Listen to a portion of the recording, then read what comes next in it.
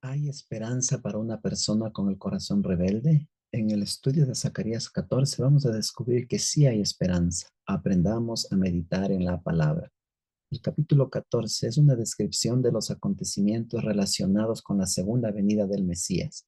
En cuanto a cómo habría sido ese suceso espectacular si los israelitas que volvieron del cautiverio hubieran cumplido con las expectativas divinas, como se apartaron vez tras vez de sus elevados privilegios y finalmente rechazaron al Mesías, Dios se apartó de ellos.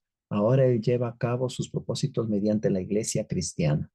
Todas las naciones serían reunidas. La prosperidad de Israel habría causado la enemistad de las naciones que aparecen aquí como reunidas por Dios contra Jerusalén. Sin embargo, Zacarías llama la atención a un detalle de esta batalla que no es mencionado por otros profetas. La invasión de Judá y de Jerusalén tendría un éxito parcial.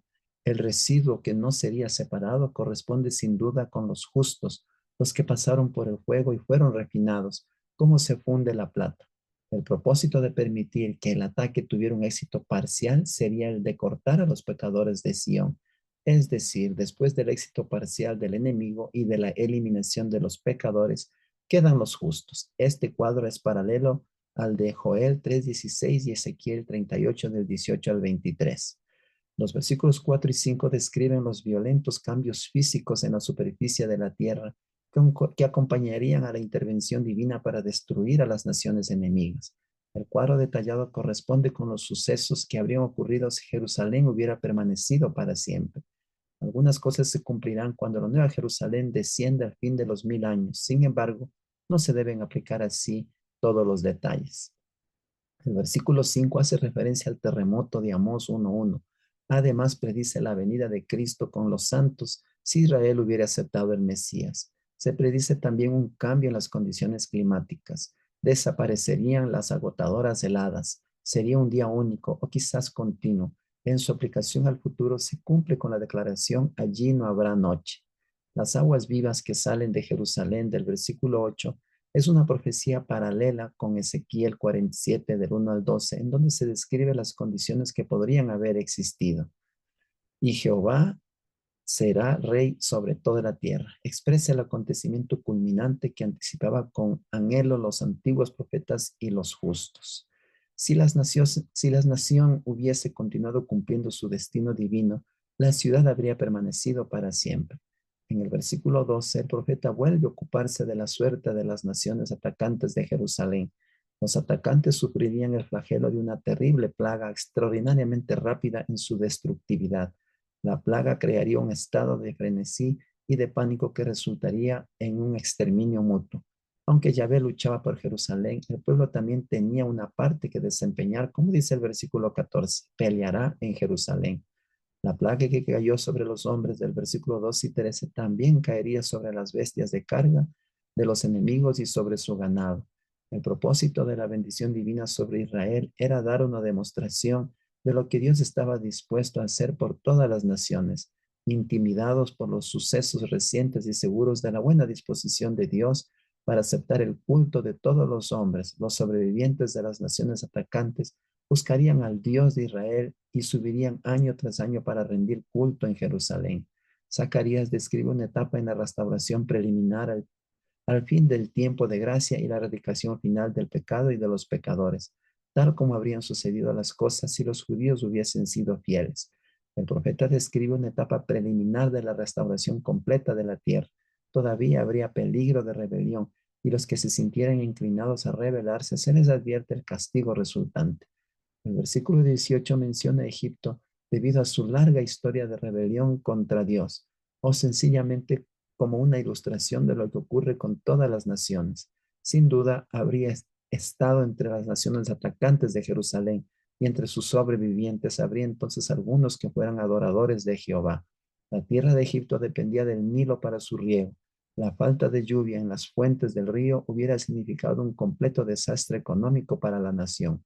El versículo 20 describe los sonidos del repiquetear de los adornos de los caballos. Eran una música grata, pues significaban que grupos de adoradores se acercaban a Jerusalén. La inscripción Santidad de Jehová, que antiguamente estaba en la mitra del sumo sacerdote, ahora era el lema de los adoradores. Muchísimos adoradores vendrían a Jerusalén Los miembros de todas las naciones serían bienvenidos. Nadie sería excluido debido a su nacionalidad. Sin embargo, los mercaderes de la clase de los que Jesús arrojó del templo no serían tolerados. En resumen, queridos amigos, los acontecimientos de este capítulo son una descripción de los acontecimientos relacionados con la segunda venida del Mesías y cómo habrían sido si los israelitas que volvieron del cautiverio hubieran cumplido con las expectativas divinas. Como rechazaron al Mesías, Dios se apartó de ellos. Ahora Él lleva a cabo sus propósitos mediante la iglesia cristiana. Debido a la prosperidad de Israel, esto causó enemistad con las otras naciones. Dios permite que estas naciones se levanten contra Jerusalén. La invasión de Judá y Jerusalén tendría un éxito parcial. El propósito era cortar a los pecadores de Sión. El residuo que no sería separado corresponde sin duda a los justos. Dios interviene para destruir a las naciones enemigas. Se describen los sucesos que habían ocurrido si Jerusalén hubiera permanecido para siempre. Algunas cosas se cumplirán cuando la Nueva Jerusalén descienda al fin de los 1000 años. El profeta predice la venida de Cristo con los santos. Si Israel hubiera aceptado al Mesías, se predice también un cambio en las condiciones climáticas. En su aplicación al futuro se cumple con la declaración: allí no habrá noche. Si la nación hubiese continuado cumpliendo su destino divino, la ciudad habría permanecido para siempre. Los atacantes de Jerusalén sufrirían una terrible plaga. También caería sobre las bestias de carga y sobre su ganado. Aunque Jehová luchaba por Jerusalén, el pueblo también tenía una parte que desempeñar: pelear en Jerusalén. El propósito de la bendición divina sobre Israel era demostrar lo que estaba dispuesto a hacer por todas las naciones. Dios estaba dispuesto a aceptar el culto de todos los hombres. Los sobrevivientes de las naciones atacantes buscarían al Dios de Israel y subirían año tras año para rendir culto en Jerusalén. El profeta describe una etapa preliminar de la restauración completa de la tierra. Aunque todavía habría peligro de rebelión, se les advierte del castigo resultante. Por esta razón se menciona a Egipto, debido a su larga historia de rebelión contra Dios. La falta de lluvia en las fuentes del río por su rebelión hubiera significado un completo desastre económico para la nación. Este capítulo termina con la descripción del sonido del repiquetear de los adornos de los caballos. Eran música grata, pues significaban que los adoradores se acercaban a Jerusalén con la inscripción Santidad a Jehová. Como su lema, los adoradores de todas las naciones serían bienvenidos. Nadie sería excluido debido a su nacionalidad. Solo serían excluidos los mercaderes de la clase de los que Jesús arrojó del templo.